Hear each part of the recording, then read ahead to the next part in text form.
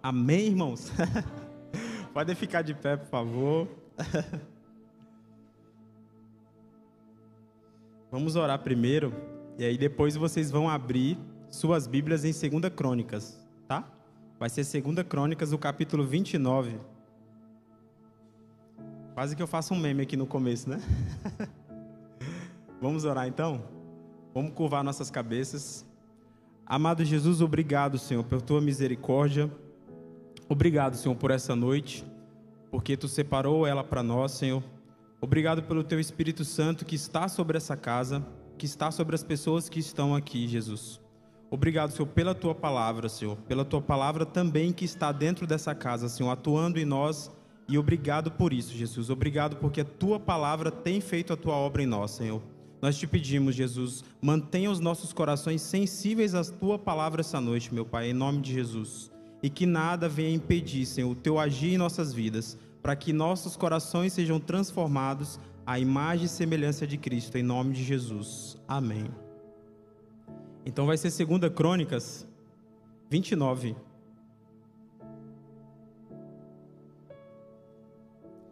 A partir do 1, e vai ser do 1 ao 11. Vai ser bem rápido, gente. Vai ser só uns 40 minutos, mais ou menos, tá?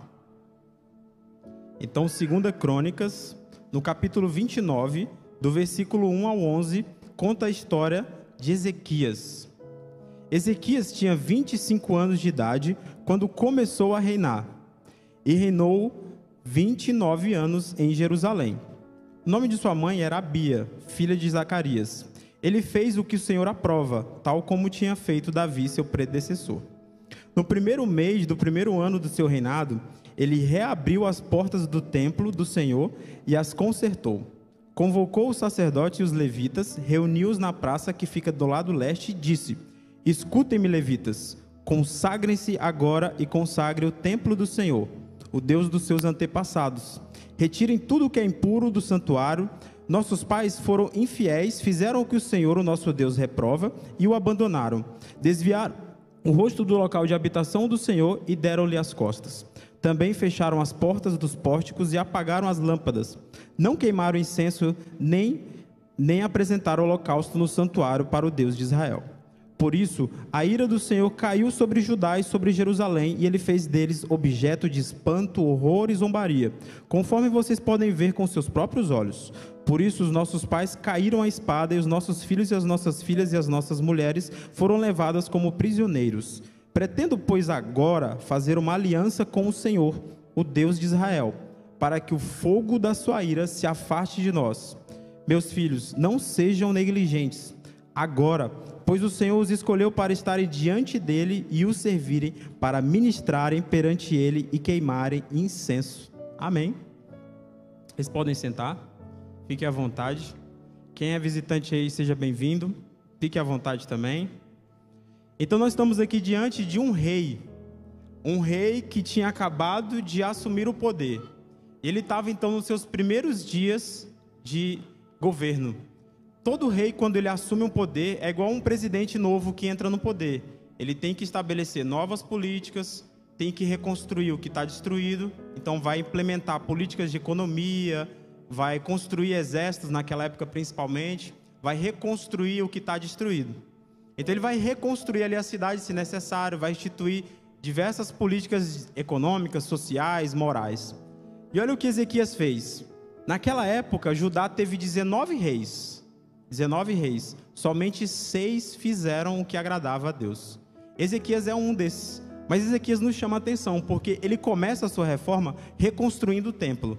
Só que principalmente, olha o que Ezequias faz.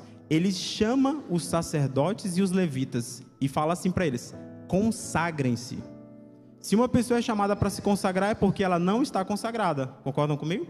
Se uma pessoa é chamada para pureza é porque ela está impura. Então Ezequias aqui entendeu que o povo estava sendo oprimido e massacrado pelo governo do Império Assírio.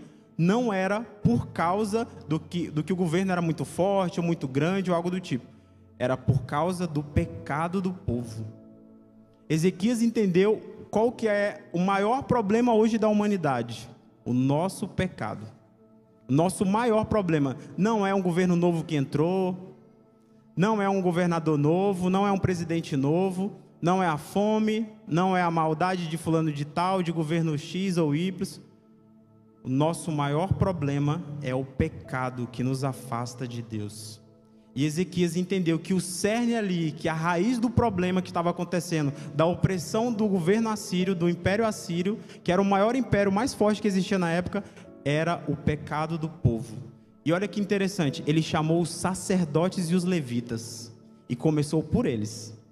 Toda reforma moral e espiritual na nossa vida começa com o nosso sacerdócio, com o nosso relacionamento com Deus. Isso é o que acontecia naquela época. E olha outra coisa que Ezequias também entendeu.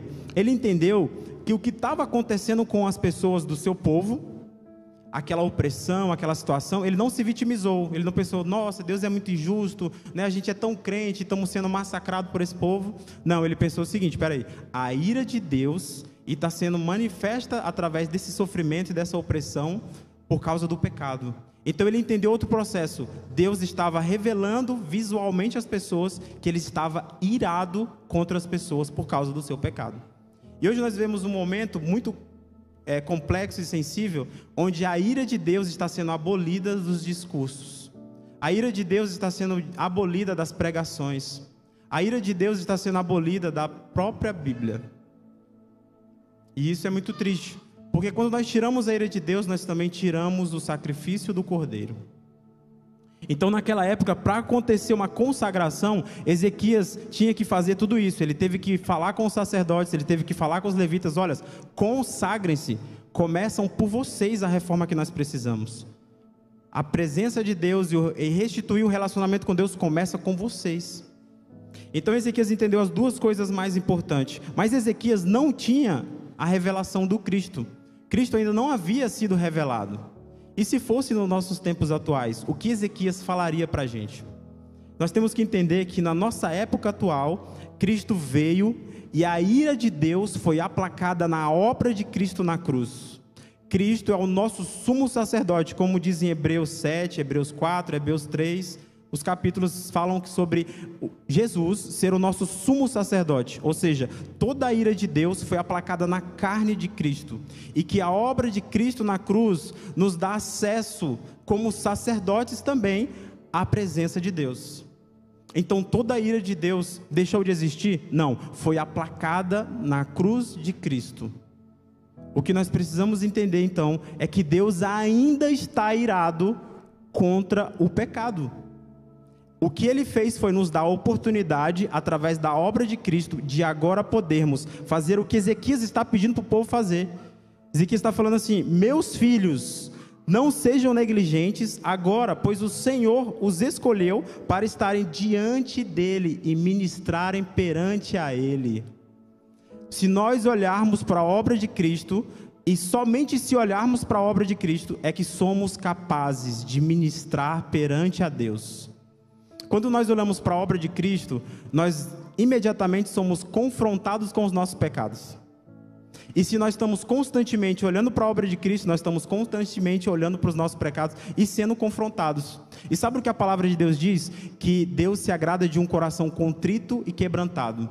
Para estarmos diante de Deus, ministrando a Deus genuinamente, precisamos estar com o coração quebrantado. Sabe por quê? Porque Ezequias está falando que nós fomos chamados... Porque nós somos os sacerdotes e os levitas da nossa geração. Nós fomos chamados para estarmos constantemente a Deus, ministrando a Ele. E levantando incenso agradável a Ele. Ministrando e levantando incenso. Naquela época, Levítico 6 diz que existia uma oferta chamada de aroma suave, que era uma demonstração do nosso agrado a Deus, de tentar agradar a Deus. Então a única forma de agradarmos a Deus, tendo a obra de Cristo como revelação para nós cristãos, olhando os nossos pecados e olhando a obra de Cristo. Nós estaremos sempre dessa forma, com o coração contrito e quebrantado. A palavra de Deus diz que isso levanta um aroma e um incenso agradável a Deus. E olha o que é o mais interessante, em Apocalipse 8 diz que existe uma taça, que é um incensário, que é onde caem as cinzas dos incensos, e essa taça está sendo cheia com os aromas agradáveis das nossas orações, que vêm de um coração quebrantado e contrito. Amém? Então nós temos que entender que se nós não olharmos para a obra de Cristo, o que nós estamos fazendo aqui no culto não tem o menor valor. Se nosso coração não estiver aqui quebrantado e contrito, as nossas orações não subirão como aroma suave. A nossa oração não subirá como incenso e não encherá as taças do Senhor, porque em Apocalipse 8 diz que as taças do Senhor serão derramadas no dia do Senhor, que são as orações dos justos, as orações dos santos. Portanto, irmãos, olhar para a obra de Cristo, confrontando com os nossos pecados constantemente, fará o que Ezequias pediu: consagração. Consagração. Ezequias está chamando o seu povo para se consagrar, se purificar. E eu pergunto hoje para você e perguntei para mim quando fui ministrado com essa palavra: da onde que Jesus nos tirou? Porque Ezequias sabia o nome do pecado que fez o povo cair. Ele falou assim: olha, os nossos pais foram os nossos pais que causaram. Ele sabia o nome do pecado. Você sabe o nome do pecado que Jesus te tirou? Jesus te tirou do quê? Qual o nome do seu pecado que Jesus fez você ficar consagrado? Qual foi o pecado? Qual foi a impureza que você estava? Como é que é o nome dela? Como que ela se chama? Se você não sabe o nome do pecado que Jesus te tirou, tem alguma coisa errada. Porque todo crente sabe o nome do pecado que Jesus te tirou. Ele sabe o nome da impureza que você estava. E se você ainda tem impureza, assim como eu, precisamos recorrer à obra de Cristo. Precisamos olhar para a cruz, porque a cruz confronta os nossos pecados e deixa os nossos corações quebrantados e contritos, para que assim suba um aroma suave a Deus. E só assim prestaremos culto genuinamente a Deus. Amém? Amém? Então que essa noite seja a noite de um coração contrito e quebrantado. Que você se lembre da onde Deus te tirou, porque eu lembro da onde Deus me tirou. Eu lembro o que Ele está fazendo em mim, e eu agradeço pelo que Ele está fazendo em mim. Vamos ficar de pé? A gente pode olhar aqui para Ezequias e ver, Ezequias era um rei. É fácil para Ezequias fazer tudo isso que ele fez, ele era um rei. Mas vocês sabiam que Ezequias era filho de um cara chamado Acaz, que foi o pior rei de Judá? Foi o pior. Se ele não foi o pior, ele estava entre os piores. Ele pegou todos os seus filhos e entregou no ritual satânico, que na Bíblia chama-se pagão. Ele entregou seus filhos todos, e Ezequias sabia que seu pai tinha matado os seus filhos. Você então, assim como eu, pode ter vindo de uma família quebrada. Você pode ter vindo de uma realidade dura, difícil, que até hoje te assola, que até hoje te aflige. Mas eu estou dizendo, porque eu estou vivendo isso. Está minha esposa de prova. Que a realidade que nós somos inseridos não determina o agir de Deus. Ezequias estava com uma realidade onde um império muito maior do que o império israelita estava sendo oprimido, os seus filhos, as pessoas estavam sendo escravizadas, mas Ezequias sabia em quem ele cria. Ezequias não olhou para o seu passado: peraí, meu pai fez isso, meu pai fez aquilo, eu sou filho de um pai que assassinou todos os meus irmãos, que prestou culto e foi considerado, e é considerado talvez o pior rei de Judá. Ezequias não olhou para a sua realidade, amém, irmãos? Ezequias chamou o povo, e assim como Ezequias falou, eu quero parafrasear aqui o que Ezequias falou. Ele falou: meus filhos. Ezequias entende a identidade de filho. Ezequias entende que Deus é um pai para ele. E ele entende que sacerdotes e levitas, que somos nós nessa geração, somos filhos de Deus. E ele fala: olha, não sejais negligentes. Nós constantemente somos negligentes pela obra de Cristo. O que Cristo fez uma obra em nós, está fazendo a obra em nós, mas nós somos totalmente negligentes. Que essa noite seja a noite para nós despertarmos e deixarmos de lado a nossa negligência, a nossa preguiça espiritual, a nossa recusa de orar, a nossa recusa de ouvir a voz do Espírito Santo, porque uma vez batizado, você tem o Espírito Santo constantemente clamando em você para orar, para jejuar, para se santificar, para fugir do pecado, da aparência do mal e etc. Então Ezequias está falando: meus filhos, não sejam negligentes. Não vamos ser negligentes essa noite, esse culto. Muitas das vezes nós estamos aqui no culto e estamos fazendo um culto negligente, estamos olhando para o chão, pensando nos boletos, nos problemas, quando o Rei da Glória está aqui. Quando Cristo morreu por nós, Nós deveríamos ser as pessoas mais felizes e estar aqui glorificando, pulando de alegria, porque tinha uma ira que estava sobre as nossas cabeças e que foi removida pela obra de Cristo na cruz. Então Ezequias continua: vocês foram escolhidos para estarem diante de Deus, servirem, ministrarem perante a Deus e queimarem incenso. Queimar incenso, irmãos, é estar com o coração quebrantado, contrito. Lembre do pecado que Deus te tirou. Lembre do pecado que você está lutando para poder abandonar. Deus está fazendo e fez uma obra na sua vida, amém? Deus está fazendo e vai terminar a boa obra em nome de Jesus. Essa noite, se você tem consciência disso, o aroma suave irá subir. Nós encheremos as taças do Senhor com as nossas orações. Sabe como que surgiu a oração? Logo após o assassinato de Abel. Foi a primeira vez que o povo começou a clamar o nome do Senhor. É quando a injustiça aparece. Nós estamos vivendo tempos de injustiça. Estamos vivendo tempos de perseguição, tempos onde pai mata filho, filho mata pai. Então é tempo de levantarmos os nossos incensos, de abrir as nossas bocas e declarar: suba, Senhor, suba as nossas orações, receba esse aroma suave, Senhor. É noite, essa é a noite de levantarmos os nossos incensos, de acender os nossos incensos, para que o aroma suave chegue a Deus em nome de Jesus. E nós só conseguiremos fazer isso se olharmos para a obra de Cristo na cruz. Porque se nós só olharmos para os nossos pecados, nós vamos para o legalismo, que nós vamos tentar nos esforçar para ser santo. Se nós olharmos só para a obra de Cristo, nós vamos para a libertinagem, que é esquecer que existe pecado ainda e que nós precisamos nos consagrar. Portanto, olhem para a obra de Cristo na cruz, pois ela confrontará os nossos pecados. Isso manterá e tornará os nossos corações quebrantados e contritos, ou contritos e quebrantados. Amém? Amém? Glória a Deus. Eu vou pedir para você fechar seu olho e baixar sua cabeça. Talvez Cristo ainda não concluiu uma obra na sua vida. Talvez existam obras e pecados e situações que Deus ainda está fazendo em você. Mas esse ano, em janeiro, eu tive uma palavra. Eu fui para um retiro espiritual e recebi uma palavra para olhar para aquilo que Deus está fazendo. Não é olhar para aquilo que Deus não está fazendo. Nós temos que olhar para aquilo que Deus está fazendo. E Deus está fazendo nesse tempo, hoje, essa noite, mudança no nosso caráter, mudança na nossa mente. Amém? Acredite nisso. Você, se tem o coração contrito e quebrantado, o seu aroma suave vai subir, amém? A sua oração encherá as taças em nome de Jesus. Amado Jesus, obrigado, Senhor, por tua misericórdia. Obrigado, Senhor, por tua graça. Obrigado pelo teu Espírito Santo sobre essa igreja, meu Deus. Obrigado pela obra de Cristo na cruz, que nos redimiu dos nossos pecados, que nos conectou contigo, Jesus. Somos gratos a ti, Jesus. Somos gratos pela tua vida em nós e pela tua presença nessa comunidade, Jesus. Mantenha os nossos corações quebrantados e sensíveis à tua presença.